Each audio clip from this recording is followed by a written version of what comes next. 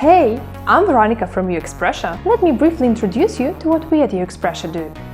UXPressia is an online platform where you can build customer journey maps, impact maps, and personas for your organization. With more than 100 ready-to-use templates, you can speed up your persona creation and mapping processes.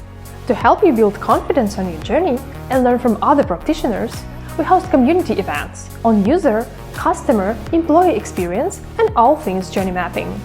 Our speakers are industry experts that are willing to share their knowledge to help you design and build better products and services.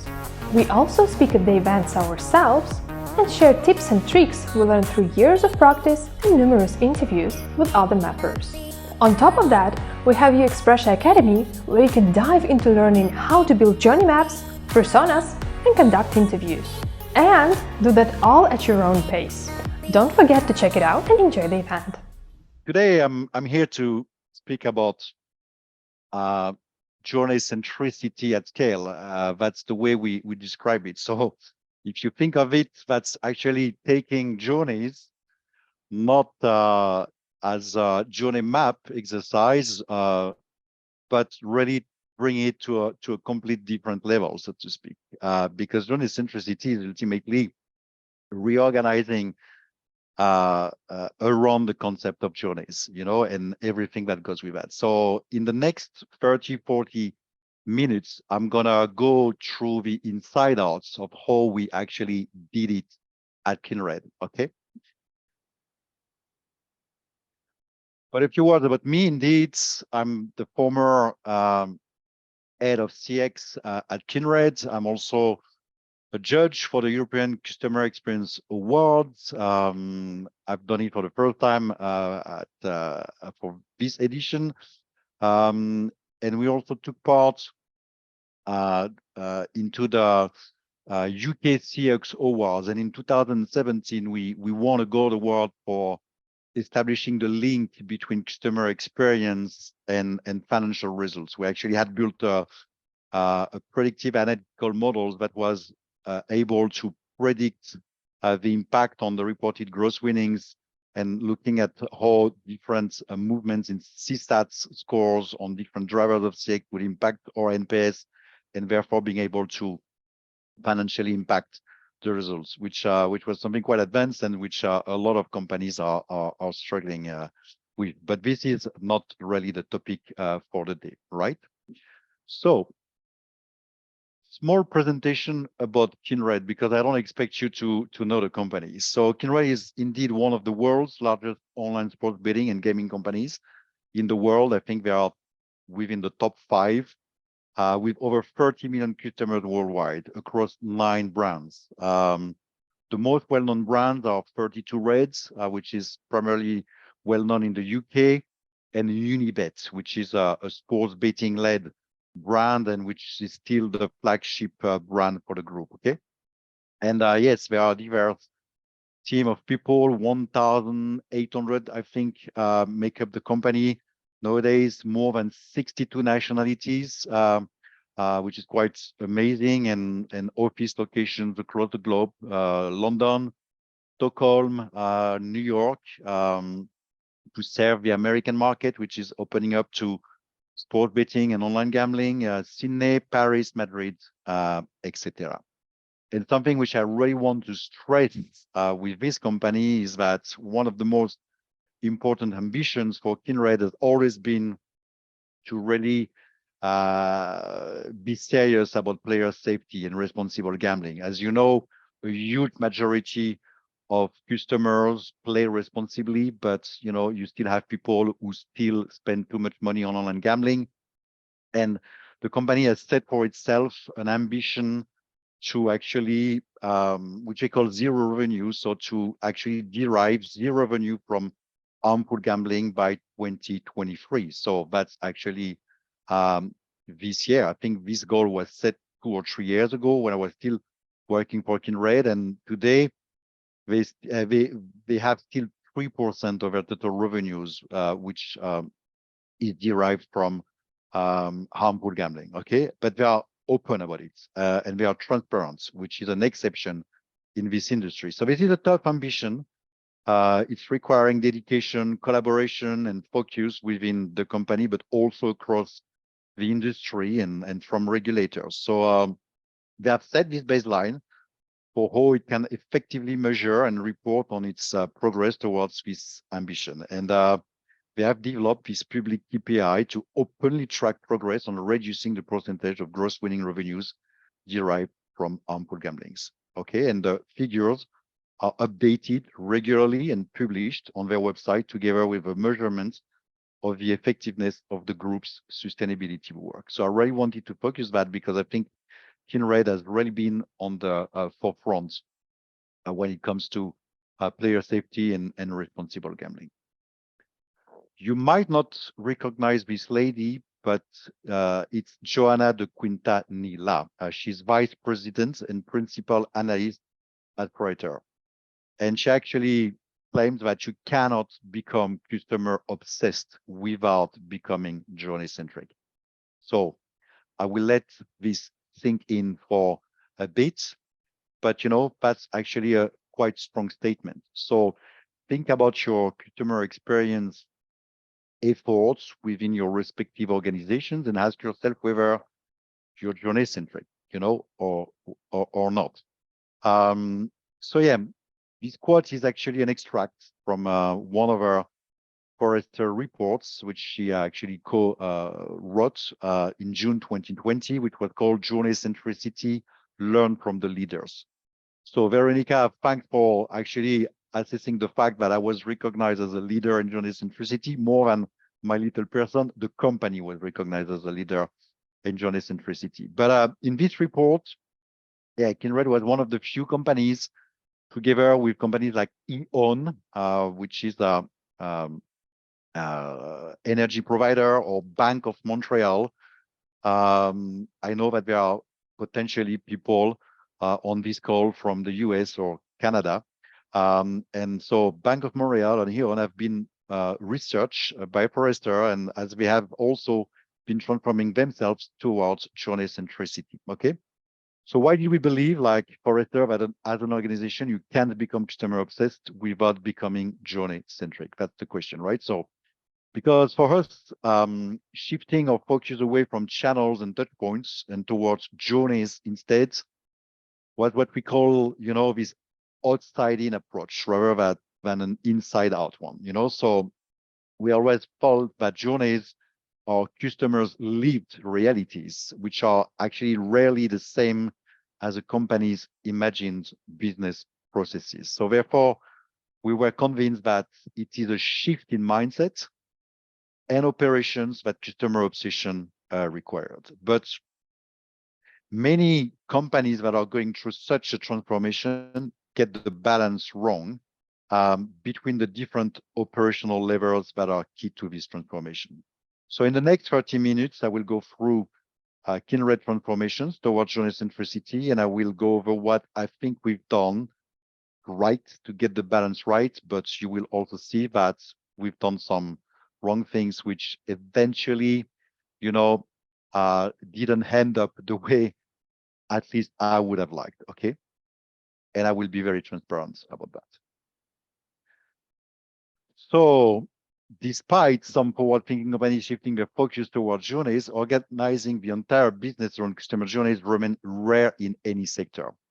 And here you will see the top players in the online gambling space, companies like Flutter. Flutter is actually the biggest online gambling company in the world. Evolution Gaming, Bet365, Intane, Caesars Entertainment, 888 Holdings, DraftKings. DraftKings might ring a bell for people who are based in the US. And, and if you look at this category and the industry, well, Kindred has been very unique in their shift towards journey-centricity. We are actually the only company in that space that has done that. So why? Well, embracing this journey-centric approach, why did we do that? Because we understood that in the age of the customer, where customer obsession is a strategic advantage, we had to redesign our operating model to be customer-led, insights-driven, fast, and connected. And obviously, our organization structure was one of the key elements to reimagine, okay? So we also came to realize that our former organizational structure was hindering our ability to adapt to a changing competitive environment, and that it was preventing us from developing a consistent customer experience across our products, channels, and brands. A customer champion team had been appointed. I was actually the customer champion of at Kindred. That was a fancy title before becoming head of CX, but it didn't have direct and accountable customer actions. We didn't have authority to really impact the prioritization or, drive change the way we wanted. So it was forcing us to negotiate purely from a position of influence without formal authority. So overall, we were straining under a mismatched organizational structure, and there were challenges in the broader organization in the realms of culture, structure, processes, and peer alignments that were getting in the way of delivering a great overall customer experience. And we were not delivering customer value fast enough, to put it, in a few words. It was taking us between 18 to 24 months to turn an initial idea into a live product or service in some cases. That was not the norm, but in some cases, it would take as long as that.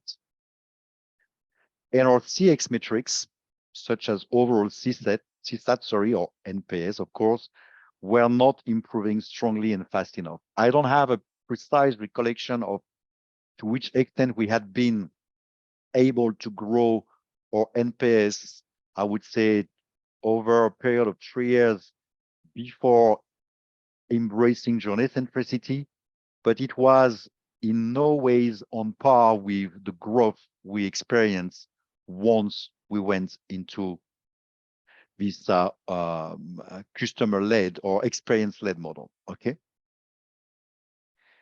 And we also had a lot of organizational silos, and the silos were persisting, causing a myopic view of customers. So we did set a clear of guiding principles to govern how we reimagine our customer-obsessed internal organizational structure. The first one is agility. So the whole point of this organization was the fact that agile teams should be working on journeys that require major improvements, but who would also be able to work in quick bursts to solve problems as they arise and as fast as possible. Okay? Yes, we wanted to be agile, and we wanted to embrace this concept of agility. The second guiding principle was autonomy.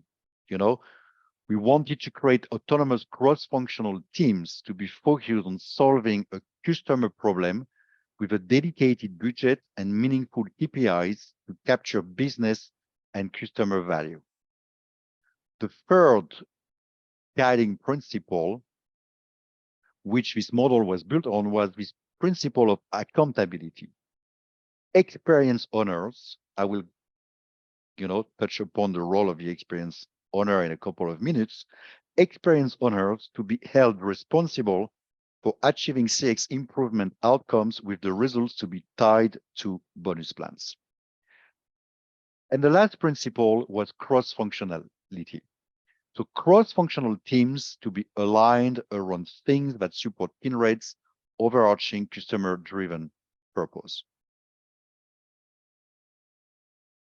And here it is, we created 7 key experiences: join and leave, pay and withdraw, play sports, play gaming, get comms and rewards, get help, be in control. And you even see that the way it's articulated is from the customer standpoint, have nothing to do with, the whatever team or inbound marketing or outbound marketing. It's actually articulated from the reality of those journeys. And those experiences are collections of journeys, okay?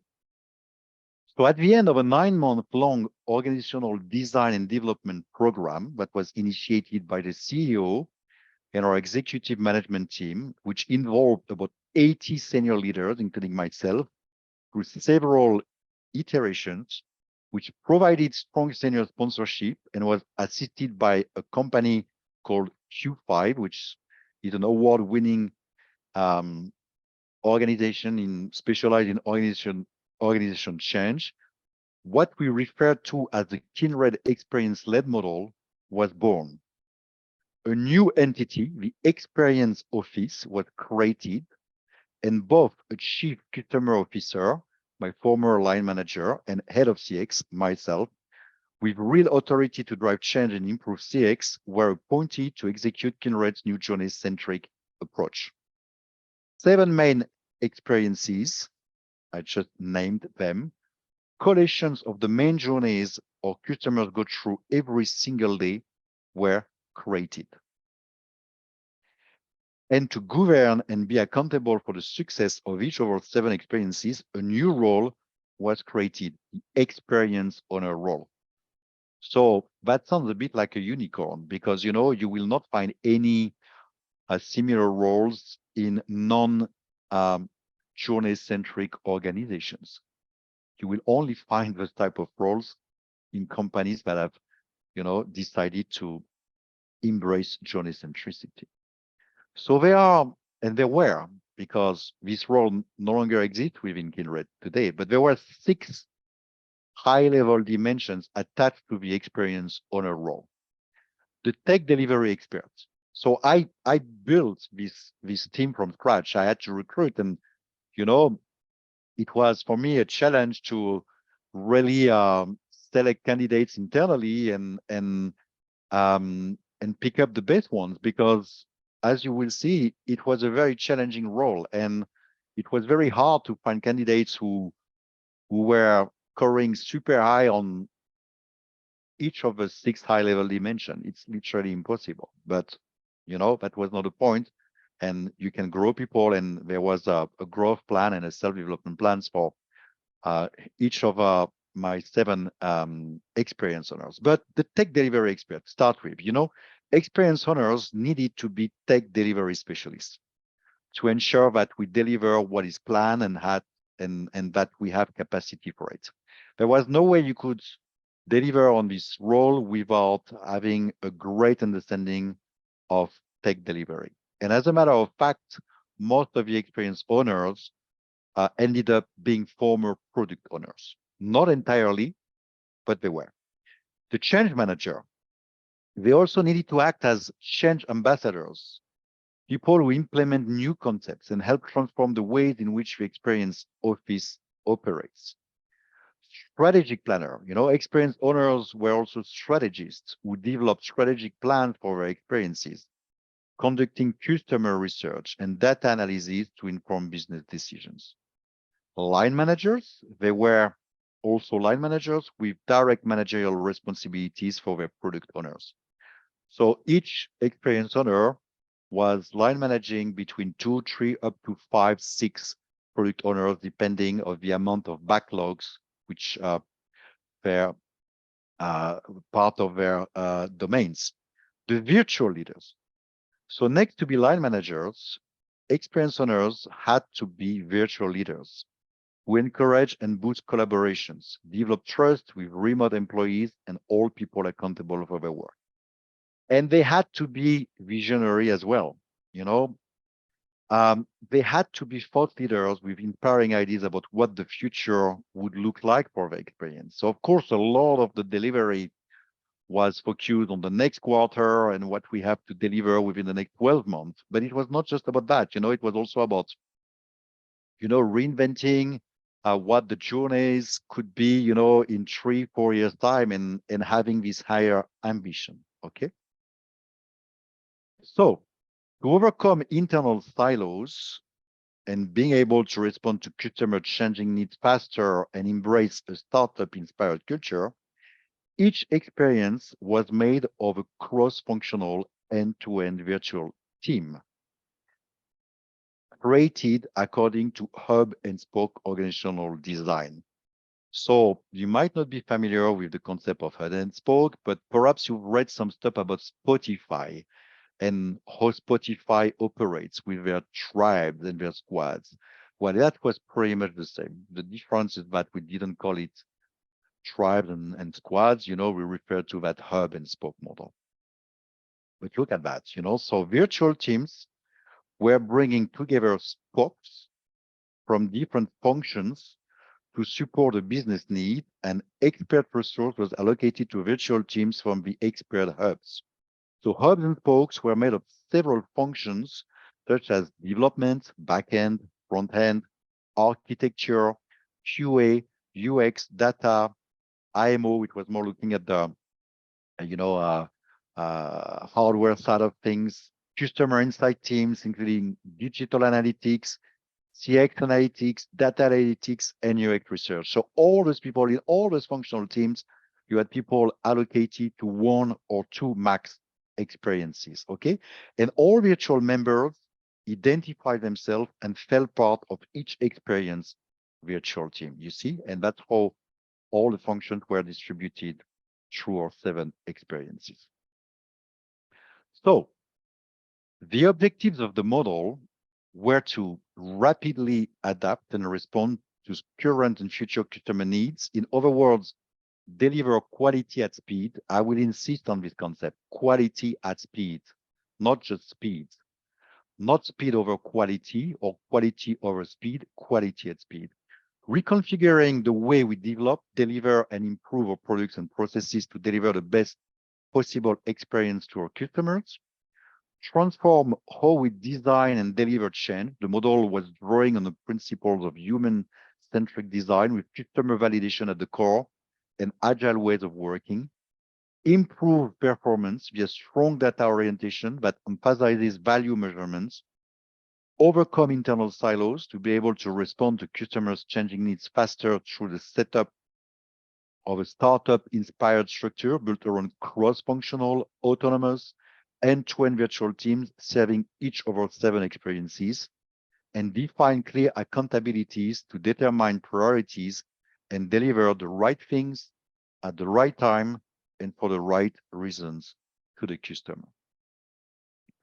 Looking at the implementation and how we went about this, because as you can imagine, it was a massive change for the organization.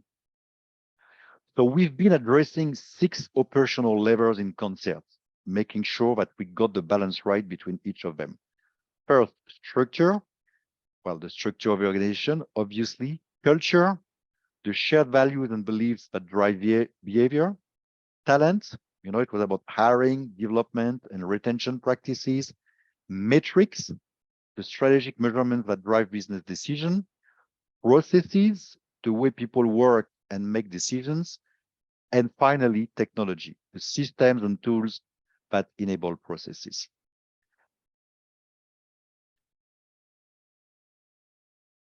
And we started with addressing the why, okay, before we went into this transformation. So we ensured a top-down and bottom-up cross-functional collaboration, and we established a clear why for restructuring.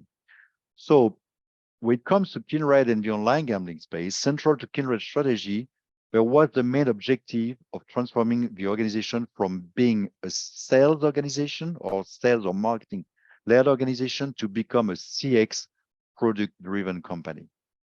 And it was built around the strong belief that the winners in a highly competitive, re-regulated reality like ours, or what the gambling space has become, are those who excel on both CX and product, and not just through bonuses or marketing alone, okay? So this naturally entailed a gradual reallocation of resources away from marketing and bonusing and towards developing and mastering the fundamentals across our product, CX, and technology. So it required changes to our P&Ls and KPIs to be meaningful. It was also linked to the aim of increasing the control we had over the product dimension. And in doing so, addressing one of our biggest challenges around supplier concentration. So that was the why, why we had to do these things and why we had to shift from being this marketing, sales-led organization to become this more customer-led, journey-led organization. And yes, at the start, we got a strong executive support for the journeys and experiences and for this model. And we got that famous CEO mandate, and the senior leadership buy-in as they were themselves involved in the OD&D process. We also developed a list of relevant journeys. So you see, journey leave, that's the experience, and it's made up of different journeys. Discover the brand and sign up. And then you've got the different journey steps or stages attached to each of the specific journeys, logging in, logging out, returning to site app, enter details, reset password, exit session, close account. I'm not going to go into the details for each of them, but we had the same definition and clear definition of experiences, journeys, and journey steps for each of them. Okay.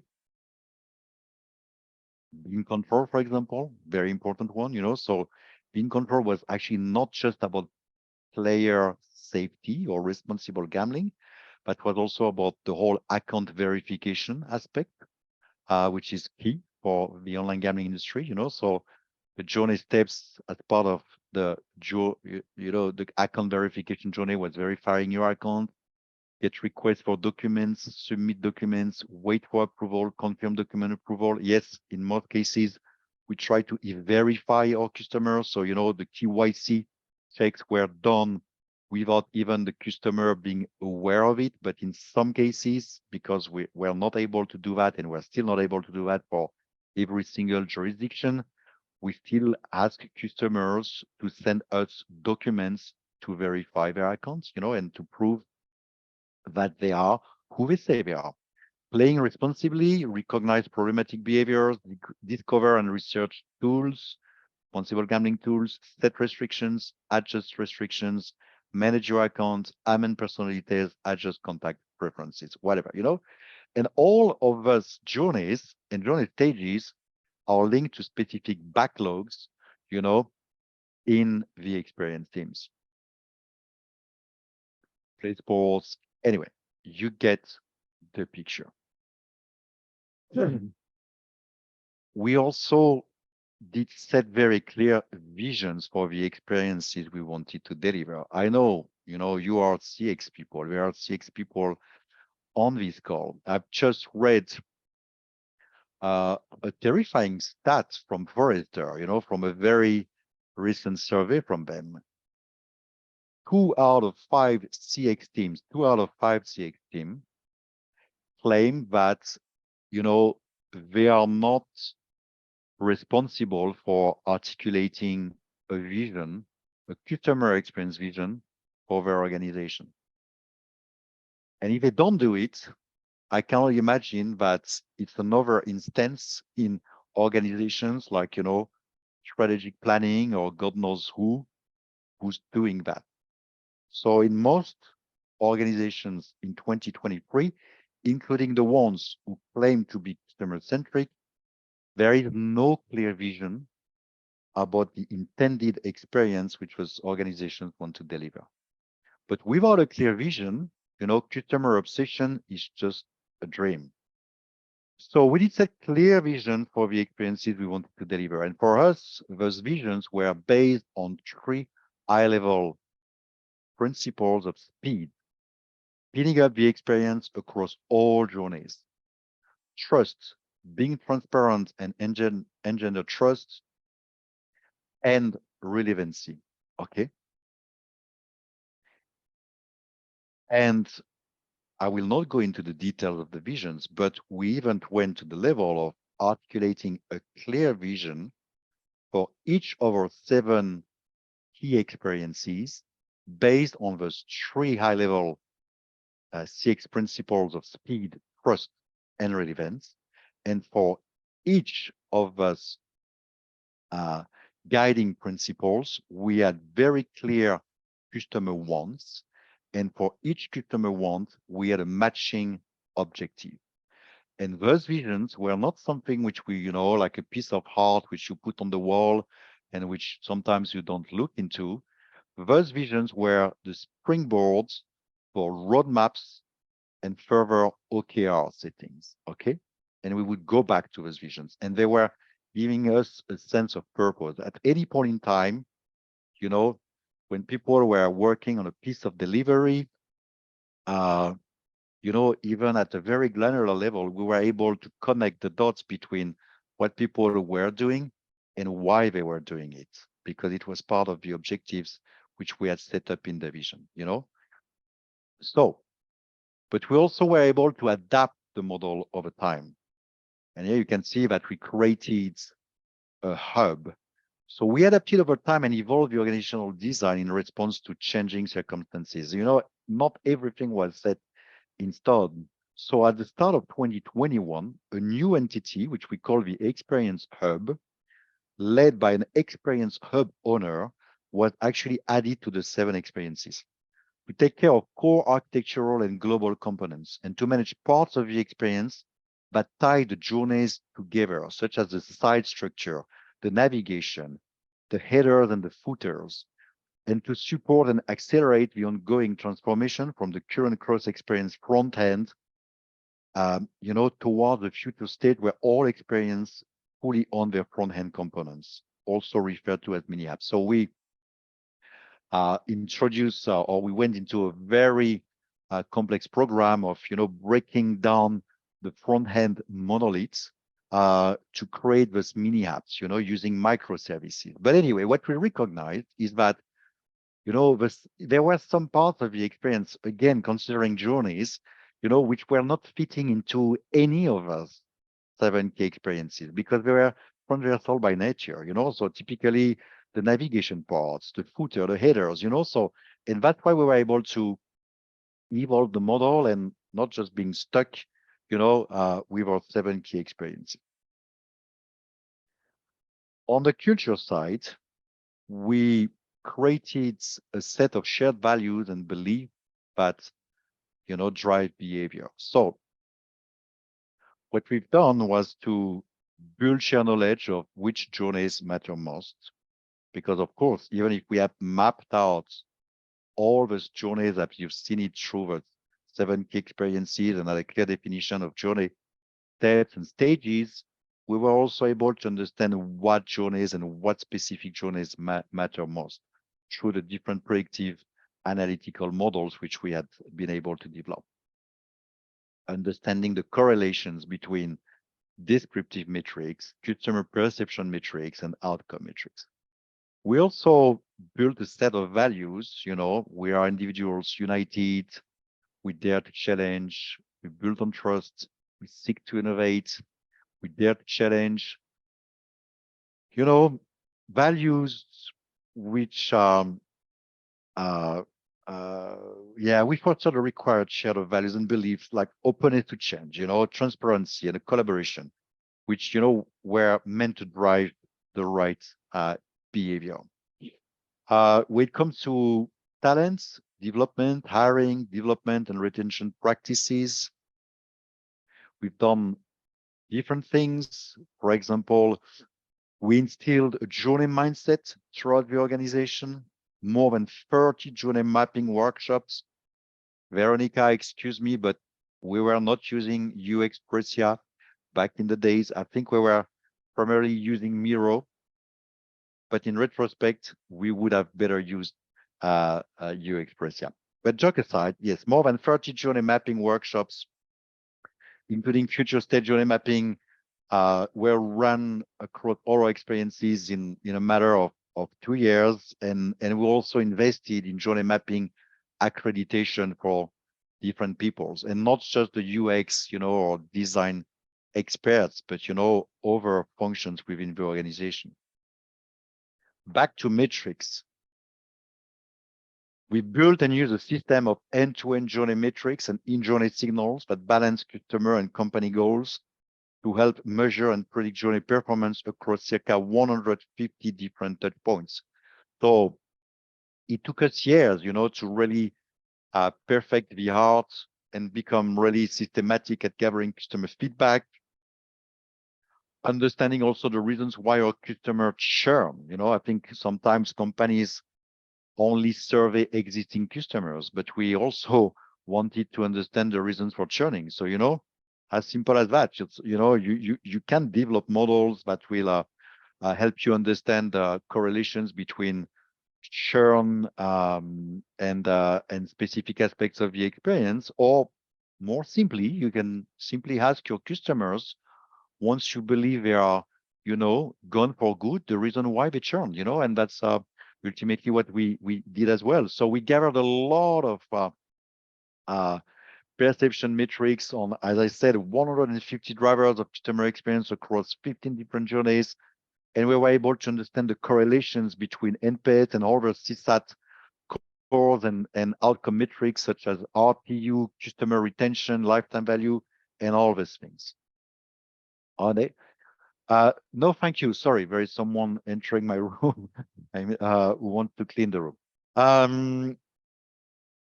So we've done all of that, and metrics and the CX measurement was really key and part of being able to prioritize and understand what we had to do to actually ultimately improve the customer experience, improve the customer satisfaction, drive scores such as NPS, but also impact customer loyalty. You actually have a screenshot of this voice of the customer platform, which we actually built ourselves. Also, when it comes to processes and the ways people work and make decisions, we developed a triple diamond framework that builds on the double diamond process designed by the British Design Council. So I know there are some pure design UX people on the call, and you might be aware of this framework. And also a minimum viable product methodology, which was allowing for rapid design and delivery. Okay, so we perfected the prioritization and working in smaller increments. So we would break down all these big projects into smaller chunks of deliverables called increments, which was making it, making earlier production releases possible and providing a better utilization of resources. Okay, and increments were prioritized based on value, so we developed a lot of intelligence in our capability to prioritize increments based on their value, and we adopted a more data-driven approach to planning and prioritization. So the aim was, as I mentioned earlier, to prioritize the right things at the right time, at any point in time, and for the right reason. Okay, so a bit more, a few more words about this triple diamond delivery framework. So our delivery model was using a triple diamond process, I've just said, with each of the 3 diamonds having a specific type of output. So the first diamond was all about gathering all types of user research to form insights. The value insights was simply to deeply understand customer pain and opportunities. I don't know how it goes in your organizations, but at Kindred, I can tell you that everyone was obsessed with speed. Project managers were incentivized on their ability to push releases or complete a project according to a specific deadline. And when you are stressed like that, and when there is too much to do, you no longer think about quality. The only thing which obsesses you is, the speed of delivery, and then you end up in situations where people want to skip the research phase. They think they understand the problem, but they are very quick to bring the solution as well. So it was a lot of work to actually change this mindset, and to get people to embrace this experience framework, this delivery framework where you say, hold on, do we know enough? We shouldn't skip the research phase, and move away from the exception that research takes time. No, it doesn't take time. It's not. It's an investment. If you deliver something which is bad for the customer, well, you will have to do it again anyway. So the second diamond was about testing different solutions until a concept could be validated. And the third diamond was about planning the delivery, building, designing, testing, and releasing the solution. Okay, so if all went well, a new product feature would be born and the continuous development, would continue. Okay, so research and design would happen throughout most part of the cycle, and we would embrace change throughout the process. Overall, the model helped us in identifying customer needs and placing them at the center of our delivery process. It created more opportunities to determine not only our customer user services, but also what their intentions were. So we then turn those insights into features and release them continuously via delivery pipeline that constantly measured and improved itself. Almost sounds like I'm talking now about generative AI here.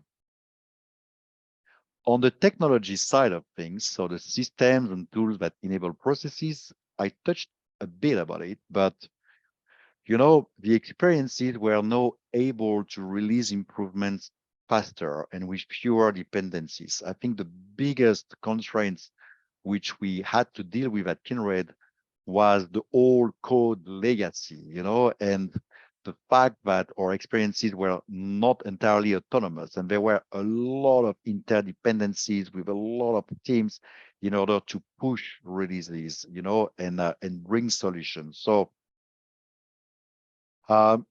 we went into this major technical architecture transformation, introducing microservices architecture and breaking down front-end monoliths. And that was a massive program. And by the way, that was also a strong enabler to be able to differentiate our experience across our different brands, because, there was a total disconnect between the commercial strategy. Oh, we've got this portfolio of 9 brands. We need to differentiate those brands, but ultimately from a technology side, you're not really able to do that, so all the brands look the same, and well, you end up having more skins, white labels than actually brands, so this big piece of architectural transformation was key. It was almost, on the technological side, it was almost on par with this whole transformation of going into journey-centricity. Okay. Results. Data. Overall, 15 out of our 16 measured customer journeys had seen CSAT increases. And when I say Q4 2018 to date, sorry, that's wrong. It was between Q4 2018 and Q2 2022. Okay, so 2019, 2021, I would say 2 years and a half. Okay, so that's the period. So that's the period you need to look into here. Sorry, I should have changed that. So in 2 years and a half, 15 out of our 16 measured customer journeys had seen CSAT increases. Kindred NPS across all our 9 brands had improved by +7 points. The early life NPS had increased by +5.5 points. The overall customer satisfaction had increased by +9 points. The share of customers who believe that Kindred offers the best gambling experience relative to its competitors had increased by +8 points. The share of customers who believe Kindred offers a trustworthy experience had increased by +4 points. That was very important because we had been able to establish very strong correlations between that, trustworthiness and business outcomes or customer behaviors. Okay. The satisfaction of customers playing casino and live casino had improved by +6 points. Satisfaction of customers verifying their accounts had improved by +7 points, which was absolutely remarkable. Why am I stressing this? Because, the online gambling space is going through 3rd, 4th waves of regulations, with the regulator putting more and more constraints on the verification side of the journey, with people having to go through different KYC processes, having to go through a source of funds checks, making sure that the money they put into gambling sites, are not the result of fraudulent activities or money laundering. So this industry is really tough on customer verification. And despite that, despite this context, the CSAT score gained 7 points, which was just incredible. And the satisfaction of our customers with, depositing and withdrawing funds had improved by +4 and +5 points, respectively. But it's not over, looking at the outcome metrics. Because what I just went through, if you look at CX measurement best practices, which tell you that in order to measure the quality of your experience, you need to combine different sets of metrics, descriptive or interaction metrics, which are metrics that pretty much help you understand what is effectively going on with the experience, customer perception metrics, which are metrics that help you understand what customers think about what is going on with the experience, and outcome metrics, which are ultimately what customers do as a result. If you think about NPS, for example, which has been this beacon metric, which every single organization has been obsessed with, well, NPS is an intended outcome metric, because people think that their experience is good. Well, they claim that they are, ready to recommend the brand. Okay, so just to put this into the context. So here we're looking at business outcome metrics. So Sportsbook net retention rate had grown by 4%. The casino net retention rate had grown by 2%. And the early life retention rate had increased by 4%. But that's not over, because we were also able to quantify, the financial impact of all those improvements through the models which we had been developing. So the projected gain revenue based on a reduction in contacts per active, per active across experiences in 1 year, that's just for 1 year, amounted to 600,000 GBP. And the projected gain gross winning revenue from our 6 revenue simulator tool, which we had developed, which project gain and loss revenue based on our journey level CSAT trends through the year, amounted to an additional 24 million pounds in just 1 year. That was just for the year 2020. And if we were looking at the positive trends across major experience health metrics, so the set of descriptive and outcome metrics, as I've just referred to, that shows success within an experience, such as improved customer retention or turnover, well, it amounted to an additional 120 million GBP in just 1 year. And when it comes to the improved engagement with the model, the employee satisfaction with the operating model grew by 30% from 2019 to 2020. But, as always, there is a but in life. Sadly, we were not able to avoid some pitfalls that eventually did put a stop to our journey-centric transformation in its track. So what happened? Mostly tensions between the products and journeys, the product organization and the experience office, which resulted in the model being devolved, So in Q1 2021, another reorganization took place that saw the experience office being dismantled, the EO role being terminated, and changed into an engineering lead role with pretty much, let's say, a total tech organization takeover. Okay. I always felt that the risk of this reorganization would be reinforcing siloed practices for designing products, optimizing internal operations, and aligning resources and assets, that the customer's voice would get lost in the volume of work, and the understanding of how decisions would affect the customer would be suffering, that it would reinforce the views that governance is first and foremost a control mechanism, and that the centralization of the decision-making in a few top-level business owners would be the best way to exercise control over processes, with the risk of customer insights being wasted and keeping the company from addressing customer fast-changing expectations. And that the decisions would, be made based on politics and not agility, and that political power winning out over agile techniques that support continuous planning and delivery. Yeah, so that was a bit of a sad story, you know. But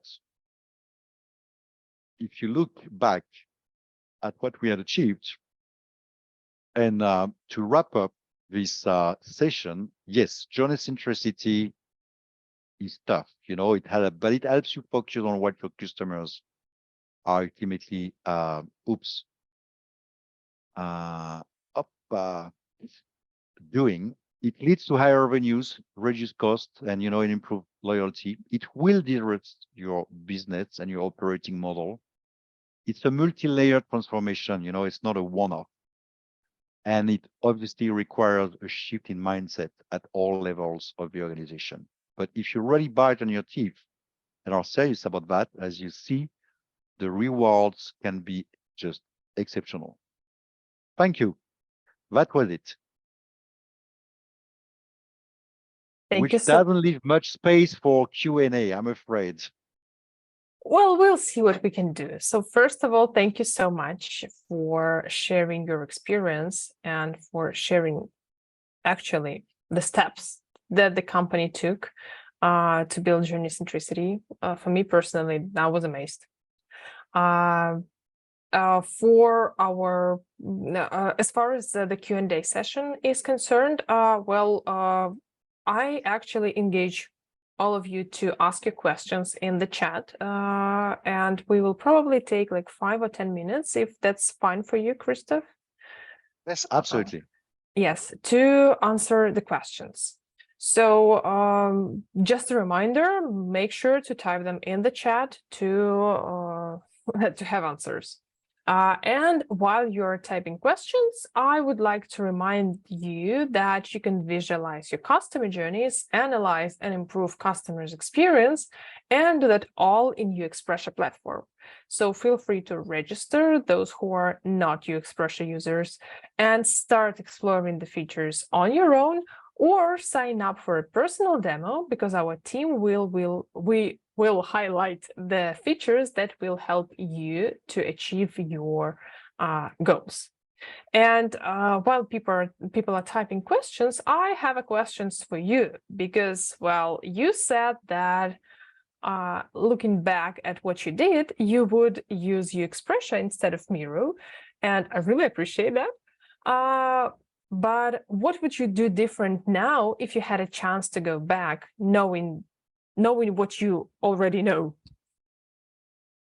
Well, I mean, and with no disrespect, the use of a journey mapping tool in the wider context of embracing journey centricity, it's just a small drop on the ocean. Of course, it's one of the best practice as part of your CX management design best practices. And, I think it's a wonderful tool, and, and we've made a use of it with other methodologies. But speaking of, I mean, the whole process of moving to journey centricity, what would you do differently? Okay, so I mean, I'm not sure, to be honest. And I've been, as you can imagine, I've been reflecting at length about what we've done. I mean, at a personal level, it was such an intense period of my career. I don't think I've ever worked so intensively during those 3 years, because everything had to be built. Okay, so I would mention a few things. I think the company underestimated the amount of change, which was part of this huge transformation. So we worked with Q5 for 9 months. Yeah, a lot of work went into, but ultimately we were left with a high-level canvas. But as always in life, the devil is in the details. And then we were like, oh my God, how is this going to work? How are we going to make use of Jira? How are we going to make, it had so many implications about how people had to work together. So we spent the first year scratching literally our head and ultimately building the bridge as we were walking on the bridge. There is an expression which is changing a tire as you drive at 100 miles per hour on the motorway, and it felt like this.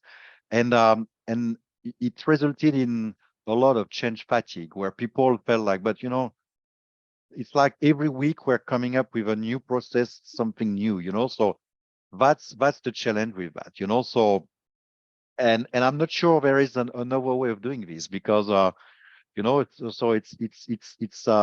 going through this thing as you do it. Okay. Um, Ultimately, what what it cost almost the life, you know, I'm talking about this model as if it was a human being, but what it cost the life of this model was, you know, struggles and people disagreeing at the top. And that was out of my reach, so to speak. I could influence, but I think that I keep referring to the CEO mandate. You know, I think when the exec, I mean, the different members of the executive management team started to feel that the model was not fit for purpose because, you know, the head of commercial was thinking, well, there is not enough delivery for marketing and commercial related stuff. And then the head of legal and compliance felt, hey, there's not enough delivery when it comes to compliance. 81%, we were able to actually track that of all our increments of everything which had been delivered during 2 years and a half was of a compliance nature. You know, so how can you say that? And then you've got the CTO who felt like, oh, but we're not doing enough tech stuff, you know? So because was, you know, at the top, they were no longer involved in the prioritization. You know, they almost felt like they were losing authority and ground of what was going on. But actually, the fact that we had a more central governance about what had to be prioritized and that, you know, we became more data driven in the way we were prioritizing our stuff, that should have reassured the top that actually we were on the right track. But no, you know, people started to actually discuss things. And at the end, the company wanted just to do too much at any single point in time, you know, and we were struggling to make them understand that, you know, there's no way you can actually, you know, deliver 10 and try and expect to deliver 50. It doesn't work like this, you know. So I think we struggled to make people understand that. Um, but ultimately, what did cost the life of the model was more people being political more than anything else. So and I think I don't know, in retrospect, I think we should have been better in championing the model. And but we didn't feel like I for sure didn't feel like I had to be the champion of the model because it wasn't my model. My personal branding and my persona was intimately attached to this model because I was still seen as the both the architect and the artisan of this model. But ultimately, it was Kindred's model. It was not my model. It was not the model of the CXO. It was everyone's model, you know? And at some point, it didn't sink in. And I think that people were struggled to put their ego on the side and they killed it. And I think what they killed it just for the sake of, you know, being faster without understanding that there's no point in being faster. The whole point is to deliver quality at speed, right? And I think by killing this model, we also killed a higher sense of purpose. This model delivered, you know, was purposeful for a lot of people. As I said, people who were working for experiences, who could see the effect of what they were doing on a day-to-day basis, who could see those metrics evolving in the right direction, were like, wow, we've done this. We managed to save so much money. We managed to impact the customer retention. Look, I mean, and the CX and IT guys are able to actually put a price tag to that, you know? There was a lot of motivation and people were really fired up. And I think that's ultimately, that's what they killed, you know? And I think that's the thing. When you go into journey centricity, you embark into a journey which is highly purposeful. And it's very difficult to move away from that because if you move away from that, you kill the purpose. Thank you. That was insightful to me. And we have a question. Actually, we have congratulations to you on the tremendous success of the program from Chris. And I think you somewhat touched the question that is following the congratulations, but I believe there is something that you can add here. What were the challenges during the project that became key learnings to apply to future projects? About this program? Yes. Um, I mean, if you consider the, I think Kindred was able to go into journey centricity because the company had become customer centric since 2013. And I was instrumental in bringing CX into the party and really, transform this organization as a customer centric organization. But the point I want to make is I think I'm not sure you can really, that's a good question. I'm not entirely sure, but sometimes I guess it's case by case. For Kindred, I'm not sure the company would have been ready to go into journey centricity 5 years later. Sorry, 5 years earlier. Mhm. It was the right moment to do that because, a lot of CX best practices had been put into place. And on the cultural side of things, I think we are really at advanced our maturity on CX. And then, it became almost like, well, a logical evolution to then embrace journey centricity. But to do that, if for example, you think you work for an organization that is just embarking on customer experience, it's a good question. Could be that if you really have a CEO and who really believed in that, so okay, well, this is, and then going to bring a revolution instead of an evolution, for us, that's the right thing to do. But I would say that sometimes organizations are complex things, entities, and you really have to understand the path, So I think I'm not saying, what I'm saying is that journey centricity might not be for any organization.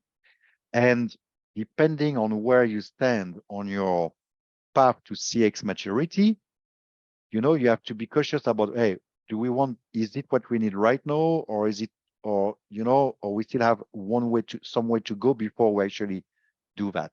Because if you look at it, only a small minority of companies are actually embracing journey centricity. I refer to Eon, I refer to Bank of Montreal. I think other brands did that as well. So we were not like the absolute exception to the rule, but it's still rare, you know?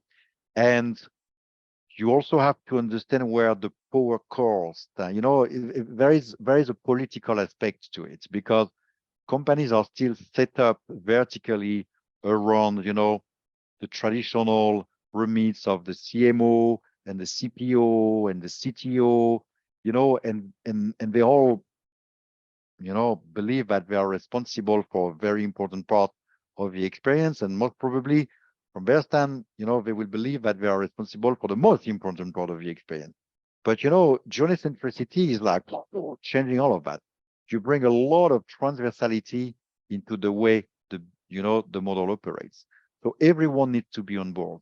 And sometimes people give you the feeling that they're on board, but actually they become detractor to the model instead of being promoters to the model. And that's what happened at Kindred. And that's why you need the CEO mandate. Then you need a strong CEO that says, listen, we're doing this. It's not easy. It's a multi-year transformation. You might not be happy with that, but actually, if you're not happy, that's your problem. We're not going to change the model just because you're not happy with it. And for me, my biggest frustration, of course, was I didn't have the CEO or the top to take my words for granted. I had all the backup of the data, as I did show you, to prove that this model was working. So if you look at the data, you look at, okay, customer perception metrics, outcome metrics, understanding the correlation. You take any outsider to the party, you explain them in 2 minutes, listen, this is what we've done, reorganize our journeys, look at the results. Everyone will say, wow, accelerate, keep doing it. But no, we're going to actually devolve the model because some people are not happy with it. So that was my biggest frustration. So it's actually back to your earlier question, not securing, getting people not to entirely believe in the data. I mean, I always felt that we had developed one of the most comprehensive VOC platform out there, understanding all the correlations, and still, at the end of the day, people were doubtful, you know? And that was a bit hard to swallow, to be honest, you know? Don't worry. I mean, I'm not on therapy. I moved on, but it's been tough because then you think, look, it's working. What are you doing? You're killing something which is working. Don't take my words for granted.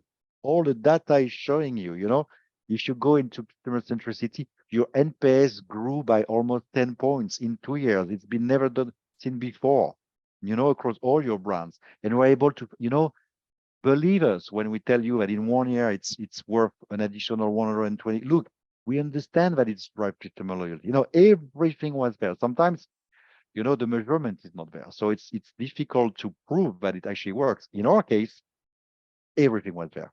And still people were not entirely convinced. So what can I do? Thank you.